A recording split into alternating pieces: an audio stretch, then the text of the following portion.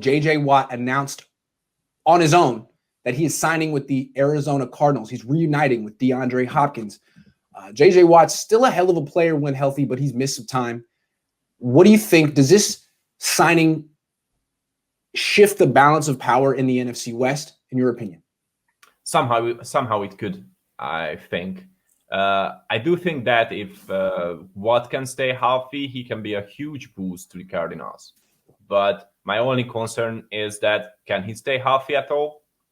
That's why when a lot of Niners fans were talking about signing J.J. Watt is a great thing to do, I was like, I don't think so. Well, let me give you some stats with J.J. Watt. I mean, he played 16 games last year, but he only had 5 sacks. The year before that, he missed 8 games.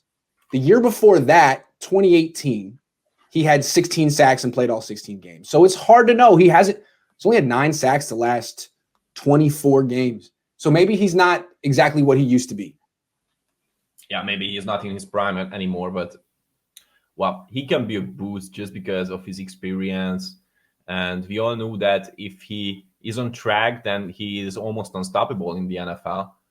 And I do think that his poor performance last year was mainly because of his injuries before and because he was playing for the Houston Texans. Correct. There was no one around him. And real quick, I don't think people understand how talented Arizona is. They were 8-8 last year. They have a young coach who may not be any good, but this is a team that had the 6th ranked offense last season and the 13th ranked defense.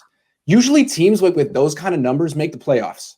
So I think this team is better than what their record was. And now you're adding J.J. Watt. If he plays a full 16-game schedule, you're adding him to the 13th ranked defense. This is why I felt that Arizona was on the rise. You can make signings like this when your quarterback is on a rookie deal. And I think this further cements the Niners' place in the basement of the NFC West. The Cardinals are getting better. The Rams certainly got better with Matthew Stafford. The Seahawks are a guaranteed 10 wins per season until they lose Russell Wilson, and the Niners are still doing the Jimmy G experience. I think this is bad news. Yep. But I don't know how much they pay for J.J. Watt, but I do think that we are going to have a topic today in which we are going to talk about the signing of veteran players this year, because I do think that this year is special just because of the cap space issues and just because the cap is so low this year that I don't know how many years ago it was this low. Well, let's talk about that topic right now. Yeah. I mean, how do you see this playing out with veterans on the free agent market? Well, I do think that this year is going to be interesting because most of the veteran players who could earn a lot of money in the NFL in a normal season will sign cheap for teams who can be Super Bowl contenders or at least playoff contenders just for 1-year deals and just because they want to raise their own price for the next seasons. Because everybody knows, and I do think that most of the management of these players are realized that they cannot earn as much money in the next season that they deserve. So what is the plan? You have to sign for a contender team for quite cheap, but just for 1 year. And after that, you can prove yourself that you are way better than the price that they pay for you, then okay, just go away and we can get as much money as we want. That's why I do think that this year is going to be way more interesting in the NFL because I do think that there will be some 1-year wonder teams. I see. Teams that just load up on these guys who are on 1-year deals and boom, you have that's interesting. That's kind of like, I can see that as well. I don't know if the Niners are going to be that team though. It seems like the team that could do that are like the Jacksonville Jaguars, teams that have a lot of cap space and are in a tax-free sale, although they're not exactly going to go from last place to first place. All right, let's talk about Teddy Bridgewater.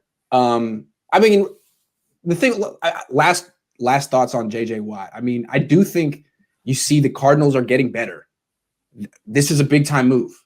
The Rams got Matthew Stafford. The Seahawks aren't necessarily getting better. They're treading water at about 10 wins a season, 11 wins a season. I haven't seen the Niners get better in a long time, maybe since the Emmanuel Sanders trade. That was a big-time move for the Niners, and then they lost him. They lost Buckner. what have they really added? How have they gotten better in the last few years? Ayuk was a good pick. Kinlaw isn't an improvement. I feel like they haven't fallen off, but they're just slowly eroding when the rest of the division is improving. What I think right now is that we are the weakest team in our division. That's so too. I think so. And if we cannot sign an at least great quarterback, and if we cannot give some strength in our O-line, it's gonna be bad. It's not gonna be this year. I mean, they could go 8-8 and finish last in the division.